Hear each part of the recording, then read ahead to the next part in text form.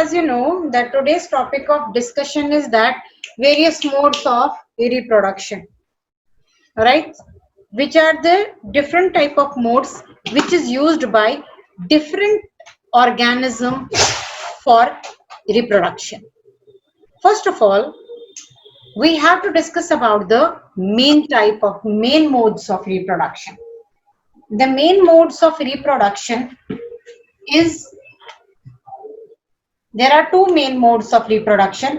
One is asexual mode of reproduction and another is sexual reproduction.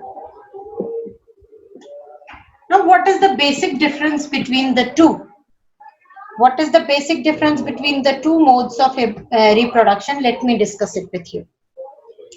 If the reproduction take place from a single parent organism, from the single parent organism, if the reproduction take place, then it will be called as asexual mode of reproduction, in which the new individual occur from the single parent. That is what we call as asexual mode of reproduction. There is no involvement of gametes. But if we talk about the sexual mode of reproduction, there are the two different individuals involved, and there is the mating between the gametes involved, there is the fusion of the gametes involved. So that mode of reproduction we call as sexual mode of reproduction. Now we are going to discuss about the various types of asexual mode of reproduction, because each and every organism will not use the same mode of reproduction as per their body design, as per their availability, as per the as per the environmental condition. They will choose the different modes of the different types of asexual reproduction. The different types of asexual reproduction are fission, second is budding, third regeneration, then fragmentation, spore formation, and vegetative propagation. These are the main methods which are main asexual mode of methods which are being followed by the different organism as per their body design. Now first we are going to discuss about the mode of reproduction, that's fission. Okay, let me discuss about what fission actually means. What fission means splitting of an organism, right? So in this process of reproduction, the splitting of a unicellular organism take place. Now fission are of two types. There are two types of fission. One is binary fission and one is multiple fission. Binary fission and multiple fission. Let me discuss now what is the binary fission. In binary fission, the organism simply divides into two parts. For example, if we take up the example of amoeba, right, there is the presence of the nucleus. So first of all, what will occur? There will be the basic event of DNA will be there. There will be the copying of DNA. A separate copy of DNA will be created. Then first nucleus will divide and then followed by the division of cytoplasm. In binary fission, the organism, if I consider my pen as the amoeba, in binary fission it will divide into two daughter cells. So that fission we call as binary fission. Now what is multiple fission? Here also the splitting take place, but the parental cell does not split into two daughter cells. It splits into many daughter cells. Formation of many daughter cells And after splitting, these multiple number of cells will form. With these multiple number of daughter cells will over a period of time will behave like single organism having their own identity. Binary fission is generally used by amoeba as well as it is being used by Paramaecium. This fission is used by those organisms who are unicellular one but with the simple body design. Single cell organism with the simple body design. Right? Then, as I told you, the multiple fission is used by Plasmodium. In this, the mother cell or the parental cell divides into many daughter cells. Then after this, the cell wall breaks, the cell membrane breaks down, and then the number of daughter cell release from it, and they behave like the they will behave like the separate individuals. And the next mode of reproduction which we are going to discuss is budding. Now, what is budding? It's again an asexual type of reproduction where a daughter organism is formed from a single projection that is known as bud. In this method, what happens? A bud-like structure appear on the parental body, then over a period of the time, it gets separated from the parental body and start behaving like a new individual, which over the period of the time will grow and have the, on maturation, again, there will be the formation of the bud. Okay. For example, this is generally used by Hydra for propagation. What happens? A bud appears on the parental body, right? A projection, a small projection. This is known as bud, which develops as an outgrowth due to repeated cell divisions on the parental body. Then, over the period of the time, this will also grow. When it fully grows, then it gets separated from the parental body and start behaving like an independent individual. So this is called as budding, in which a bud-like projection is formed on the parental body. Then it gets separated and forms a separate new individual. Right? Now let me discuss about that. Is it necessary that the bud gets separated from the parental body? No. There is, you can say, the yeast, which is there on your screen. You can see that what happens in case of yeast. Okay, if this is the yeast with the nucleus and then this is the cytoplasm, then due to the multiple divisions of the cell, a bud will appear on the body of the yeast. But it is not necessary that it will get separated from the parental body.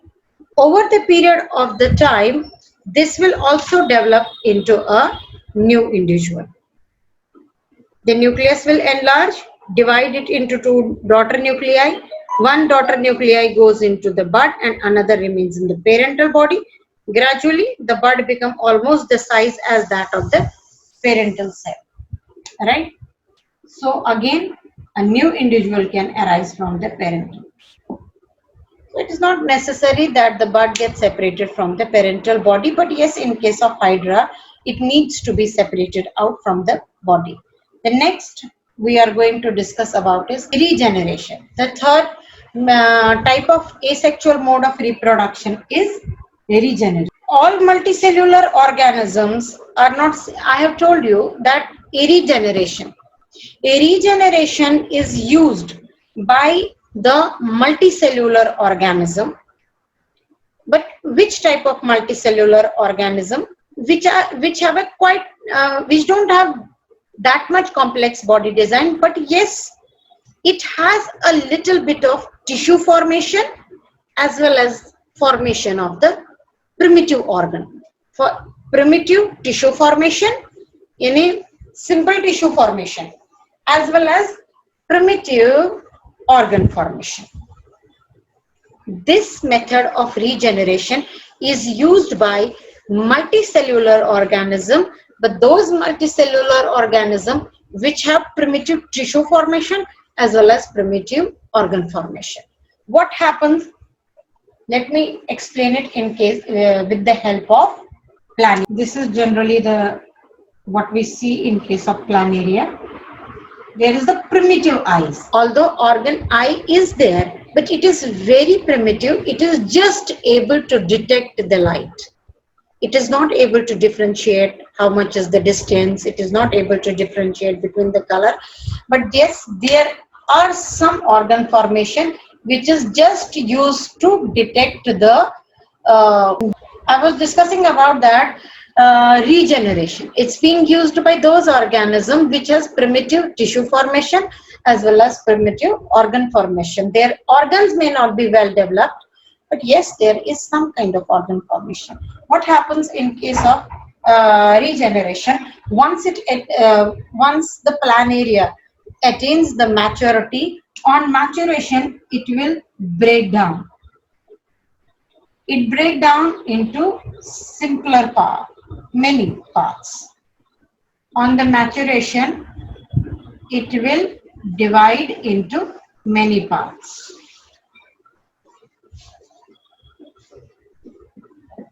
Then, what will happen? It will develop the lost part of the body. Once it will,